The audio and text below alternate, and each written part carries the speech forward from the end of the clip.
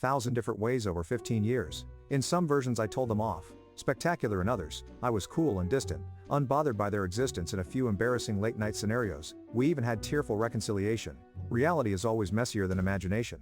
I gestured to an empty table in the corner, told Maya to bring waters. Sat down across from the people who had once been my family and waited. They'd found me through that magazine article, Rocky Mountain Rising 10 Local Success, STO. It wasn't even a big feature, just a sidebar with a photo of me in front of Sunny's original location. But apparently one of Mama's friends from high school had moved to Colorado, seen it, and sent it to her with an, "Isn't this son messed 107 missed calls? That's how many they'd made to my old number over the years before it was disconnected." Mom had kept count. She mentioned this like it was supposed to mean something. They talked over each other. Mom about how worried they'd been. Banks about how I'd misunderstood what happened that day. Alan awkwardly trying to act like we were old buddies, catching up the young woman, Alan's second wife, Poppy. It turned out just watched me with curious eyes. I let them talk. Watched them spin their version of reality. Where they weren't the villains, noticed how Banks kept eyeing the restaurant, mentally calculating what it might be worth. Saw how Mom's hand trembled slightly when she reached for her water, caught Alan's practice charm slipping whenever he thought I wasn't looking directly at him. Finally, when they ran out of steam, I asked the only question that mattered: why?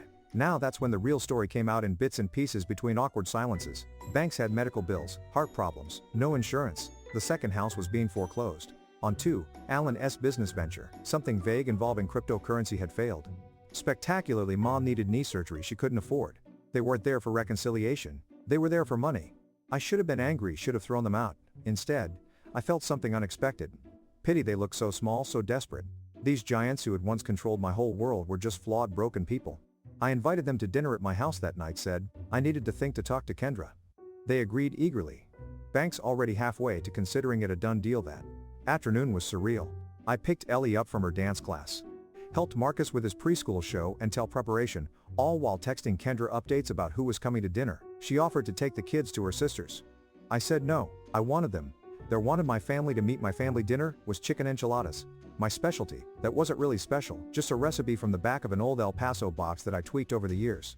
Ellie set the table without being asked, carefully placing forks on the wrong side, until Kendrick quietly corrected her. Marcus insisted on wearing his Spider-Man costume because it was Tuesday, and apparently Tuesday was now Spider-Man Day when the doorbell rang. I almost dropped the dish I was carrying to the table. Kendra squeezed my arm as she passed, whispered that she had my back no matter what. The kids looked up, curiously sensing something important was happening.